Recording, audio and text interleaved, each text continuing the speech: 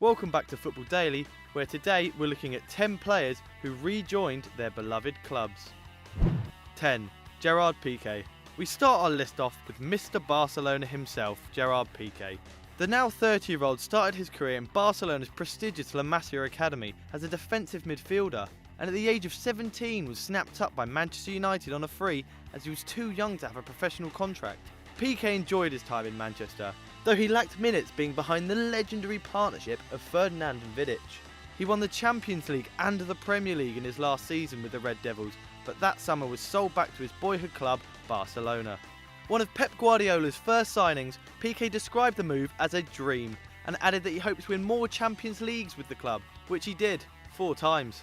Since he's returned, he has obtained an incredible amount of trophies, as well as the love and respect of all of Barcelona's fans. Not bad for €5 million. 9. David Luiz. On the same day, Chelsea smashed the transfer record to buy Fernando Torres for €50 million. David Luiz joined Chelsea from Benfica for €25 million in a deal that saw Nemanja Matic go the other way.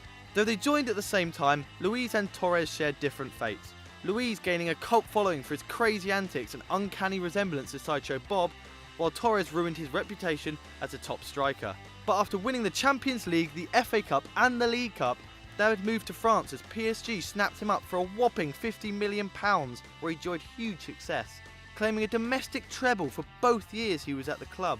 In this time, PSG played Chelsea in the Champions League round of 16 in a game that could have turned the Blues fans against the Brazilian, as he clashed heavily with professional antagoniser Diego Costa over the 2 legs, and even celebrated when he scored a goal that knocked Chelsea out. So when the West London club came knocking again for him at the beginning of the 2016-17 season, there was a question of whether he would be welcomed back by the fans, which was answered immediately, as they enjoyed watching a more mature but still entertaining Luiz. He would go on to add the Premier League to an already impressive trophy haul.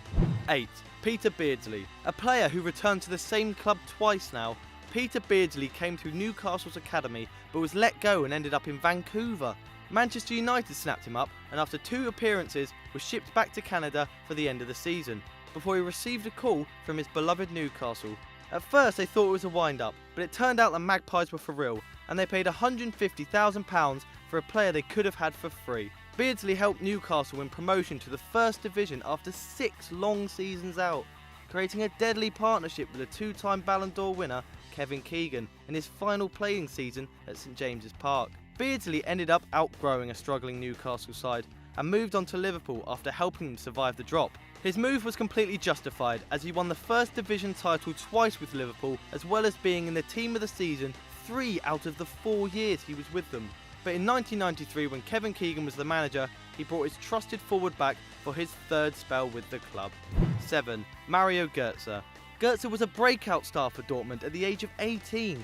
After being promoted by Jurgen Klopp to the first team, he helped them win 2 consecutive Bundesliga titles and reach a Champions League final, although unfortunately he was injured for the game itself. A controversial move to Bayern Munich followed, with some Dortmund fans being so upset with Die Pummelfee moving to their hated rivals that they taped red crosses on the back of their Mario Götze shirts. But the lure of Pep Guardiola was too much. There, Götze enjoyed a heap of success as he won 3 more Bundesliga titles, 2 DFB Pokals, and scored the winning goal in Germany's World Cup final. His return to BVB was not exactly a full hero's welcome, with some fans still being annoyed he left in the first place.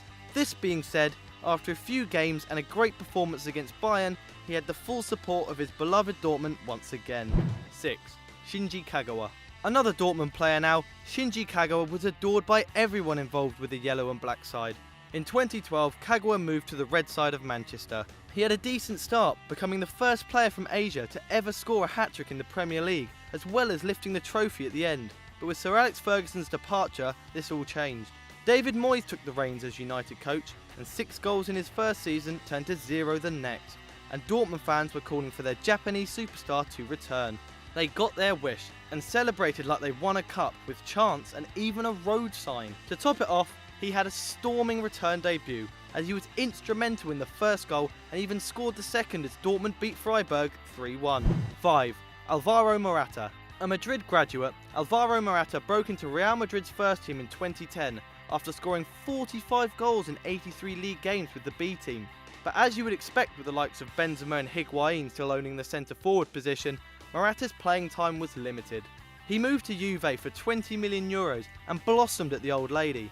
His Champions League performances put him on the European radar, and Madrid fans were left thinking that he was one that got away.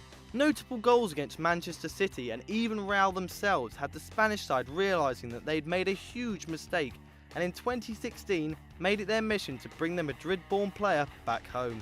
€30 million made sure that Zidane got his man, and Morata was now a Madrid player once again. He shone even brighter in 2016-17, scoring an incredible 20 goals in 43 games, turning him into one of the most sought-after strikers in the world. 4. Mark Hughes. Though most of you younger viewers will know Mark Hughes as a manager, he was a key figure for Manchester United as a player, establishing himself in the 84-85 season by scoring 24 goals in all competitions at the age of just 21. This led to Barcelona snapping up the Welshman a year later, to the surprise of the Man United faithful, joining fellow Brit Gary Lineker at the Camp Nou. Unlike Lineker, Hughes didn't settle well in Catalonia, only scoring 5 goals in 36 games. A loan to the German powerhouse Bayern followed, where once again he didn't hit the heights of Manchester, although he did play 2 games in a single day, turning out for Wales in Prague, then catching a private jet to come on as a substitute as Bayern beat Borussia Mönchengladbach. With Sir Alex Ferguson becoming the Reds manager just as Hughes left for Barcelona, he was keen to bring the Welshman back to England, and in 1986 Hughes returned to the side that started his footballing career, and by doing so became a Manchester United legend, ushering in a new age for United as they look to dominate the world. 3. Paul Pogba. The most expensive return on the list now. Paul Pogba's homecoming to United seemed to be an entire Adidas marketing campaign in itself. An £89 million transfer fee put a huge amount of pressure on the midfielder in a rather dysfunctional side, but the Frenchman settled back into life in the Premier League. Originally joining United's academy from Le Havre when he was just 16, Pogba was always seen as a huge prospect. Throughout his time in the youth team, he was consistently monitored by Arsenal and was revered as one of the Red Devils' brightest hopes.